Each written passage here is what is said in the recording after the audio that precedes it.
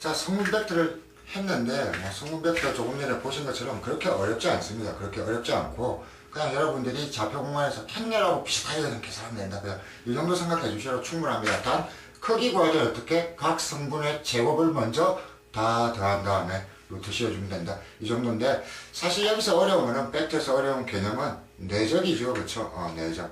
내적에 대해서 잠깐 정리를 하고 넘어갑시다. 내적 매우 중요하거든요. 그렇죠? 내적은 중요한 내용이다 보니까 문제에도 잘 나옵니다. 근데 내적을 어떻게 다루느냐. 여러분들이 어느 정도 알고 있다고 생각을 하고 시작하겠습니다.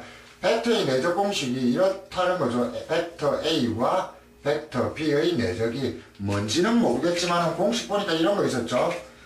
벡터 A의 크기와 벡터 B의 크기를 곱하고 코사인 세타. 세타는 뭡니까? 세타는 벡터 A와 벡터 B가 이루는 각도라고 했습니다. 그쵸? 이렇게 하더라.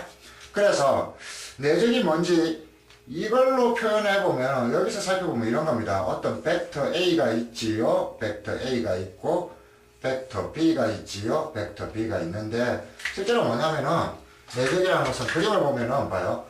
벡터 A가 있잖아요. 벡터 A가 있으니까 벡터 A는 그냥 이거 크기입니다. 이 크기에 뭘 곱해주느냐? 벡터 B의 이게 뭡니까? 정사형의 크기입니다. 알겠습니까? 얘를 수직으로 내렸을 때 이게 코사인 세타라고 하면 한쪽 놈을 벡터 A 방향으로 정사형 시켜가지고 그 크기와 벡터 BA 자체의 크기를 그냥 곱해주는 거구나. 대략 이렇게 그냥 생각을 해주시면 됩니다. 이렇게 해도 똑같은 값이 나온다는 거네요. 그러면은 정사형을 똑같이 벡터 B가 있는데 벡터 A가 있으면은 여기가 코사인 세타라면은 다른 말로는 이렇게 해도 된다. 그치? 이 크기에다가 뭘 곱하라? A를 이쪽으로 정사형 시킨 놈을 곱해도 된다. 같은 값 나올 거라는 겁니다. 그쵸? 대충 이런 게 내적이구나. 근데 이 길이에다가 이 길이를 곱한 게 뭐가 될지 그렇게 관심을 가질 필요가 없죠. 그쵸? 물리 문제가 아니고 그냥 수학이니까. 그치? 그냥 이런 구조를 갖는구나 까지만 생각을 해주시고, 사실은 여러분들은 벡터 공식, 내적 공식이 하나 더 있더라는 걸 관심을 가지고 계세요.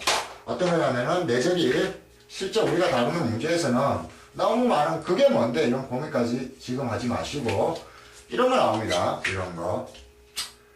코사인 세타는 그렇다면은 얘를 넘긴 거죠. 코사인 세타는 남기고 얘를 넘겼더니 어떻게 된다? 이렇게 되더라 이겁니다.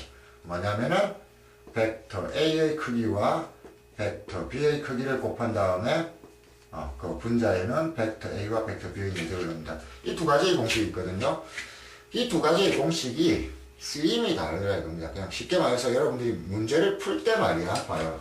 이런 두 가지 유형의 문제가 있더라 이겁니다. 뭐냐면 간단하게 얘기하면은 이렇게 얘부터 출발을 해봅시다. 얘부터 출발하면은 어떤 정삼각형이 있다고 생각을 합시다. 그리고 이게 벡터 A 그리고 이게 벡터 B입니다. 그 다음에 한 변의 길이가 2인 정삼각형이 있다고 합시다.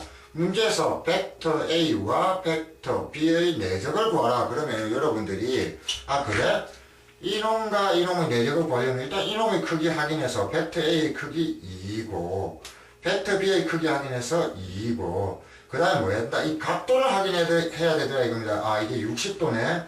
60도니까 코사인 60도. 코사인 60도는 얼마? 2분의 루트 2. 2분의 1이네요. 그쵸? 예.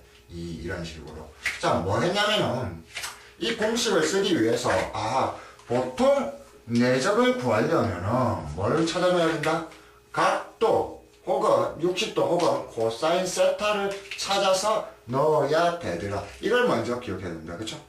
각도를 찾아야 내적을 구할 수 있다. 그런데, 성물 벡터로 가면 이게 다른 일이 벌어지더라 이겁니다. 다른 일이 뭐냐면은 벡터 A를 3, 1,2라고 하고 벡터 B를 2, 3, 1이라고 할 때 두 개의 벡터죠. 그쵸?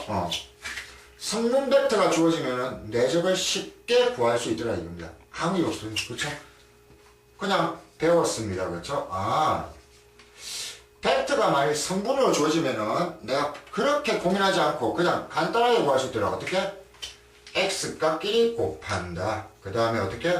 y값끼리 곱한다. 그 다음에 어떻게? z값끼리 곱한다. 이겁니다. 그렇죠?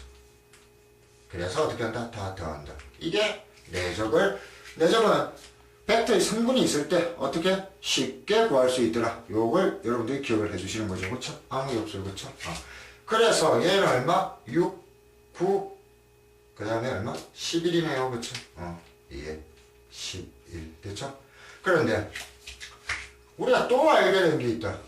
성분이 있으면은 벡터의 크기도 곱게 구한다. 그렇지? 벡터 A는 제곱 맞죠? 9, 1, 4 그냥 합시다. 9 더하기 1 더하기 4 14네요.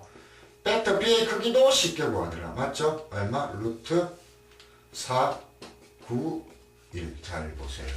성분 벡터가 있을 때는 문제가 다르게 나옵니다. 어떻게?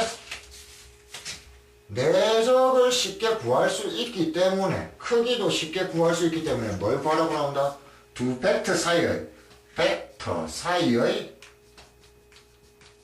각도를 구하게 되는 겁니다. 자, 이게 차이입니다. 그냥 도형 문제는, 그림 문제에서는 어떻게? 각도를 우리가 찾아서 내적을 구해야 됩니다. 그렇죠? 각도를 인풋하고 뭘 찾는다? 아웃풋으로 내적을 답을 구한다. 그렇지? 그런데 성분 벡터의 문제에서는 나중에 직선의 방정식, 평면의 방정식 다 마찬가지일 겁니다. 주로 뭐 한다? 각도를 구하기가 오히려 어려워요. 그래서 내적을 구하기가 쉽습니다. 내적을 구해서 어떻게 한다? 벡터 사이의 각도를 구하게 될 건데 이때 쓰는 게 뭐다? 내적이다. 그치? 내적이다. 자, 그래서 하나 더 상식적으로 알아두면 이렇게 됩니다. 봐요. 중요한 표현 두 가지가 또 있네요. 자, 표현 두 가지는, 자, 1번, 2번 외우고, 3번, 이렇게. 이걸 알다 보니까 이런 일이 벌어지더라 이겁니다. 어떤 일이 벌어지냐면은, 벡터 A와 벡터 B가 수직이면 어떠한 일이 생기느냐? 벡터 A와 벡터 B의 내적이, 잘 봐요. 벡터 A의 크기가 뭔지 모르고 벡터 B의 크기가 뭔지를 모르지만 코사인 90도 얼마? 코사인 90도 0입니다. 그래서 여러분들은 이렇게 외우는 겁니다. 두 개의 벡터가 수직이다. 어떻게? 내적이 0이다. 이런 뜻이구나. 이렇게 외워주시면 됩니다. 두 번째, 요게 어디에 쓸 거냐면 직선과 평면의 방정식에서 쓰이는 중요한 성질이 될 겁니다. 두 번째, 벡터 A와, 자, 벡터 A. 같은 벡터의 내적은 어떻게 되느냐? 여러분 보세요. 벡터 A의 제곱 곱하기 얼마? 코사인 몇 도? 같은 벡터니까 각도가 얼마요? 벡터 A와 벡터 A의 각도는 몇 도? 0도. 맞습니까? 0도. 코사인 0도. 이거 어떻게 됩니까? 벡터 A의 제곱이다. 자, 이게 두 번째 쓰이는 중요한 성질인데, 봐요. 같은 벡터의 내적은 어떻게 하면 된다? 그 벡터의 크기의 제곱이랑 같다. 아주 중요합니다. 이거 어떻게 쓸 거냐면은 이런 문제들이 나오게 될 겁니다. 요 놈의 어떤 벡터의 제곱 크기를 구할 때 이 안에 뭔지는 몰라요. 벡터가 있어요. 우리는 어떻게 구할 수도 있다. 이 안에 있는 벡터 그놈과 그놈의 내적을 구해줘도 된다. 요거 나중에 쓰게 될 겁니다. 그래서 다시 한번 정리하겠습니다. 내적 중요하니까 여기는 뭐랄까요, 내용 자체가 어렵다기보다는 요것들이 나중에 벡터에서 계속 쓰이게 되는 내용이라는 겁니다.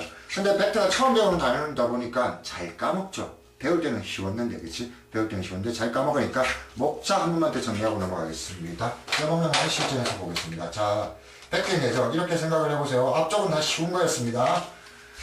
벡터 A와 벡터 B의 내적은 말로 외우세요. 모양 공식이 어떻게 생각하는지 중요한지 알아요. 벡터 A의 크기 구하고 벡터 B의 크기를 구해서 곱하는데 그 사이에 코사인 세타를 곱한다. 이 세타는 벡터 사이의 각도이다.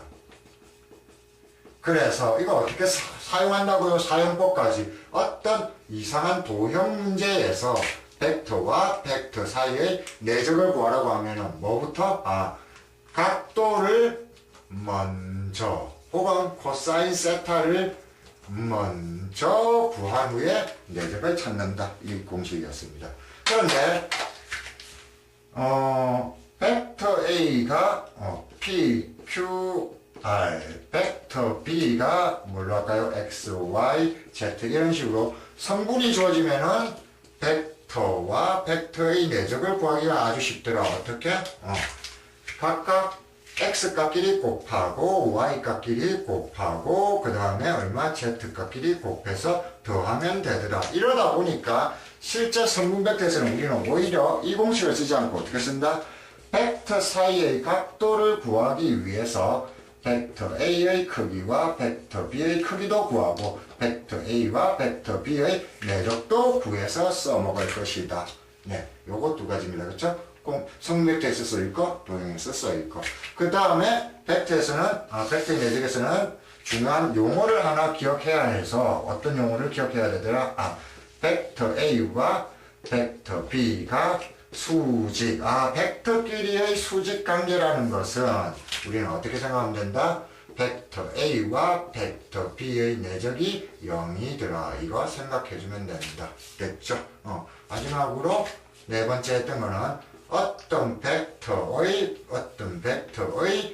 크기의 제곱은 같은 벡터를 내적을 이용해서 구할 수도 있더라. 요거는 나중에 문제에서 잠깐 이 유형 나오니까 이 유형 잠깐 확인해 보시면 되겠습니다. 자, 그래서 이 목차 잘 정리해 두고 다른 문제 유형들 보시는 게 중요하겠습니다.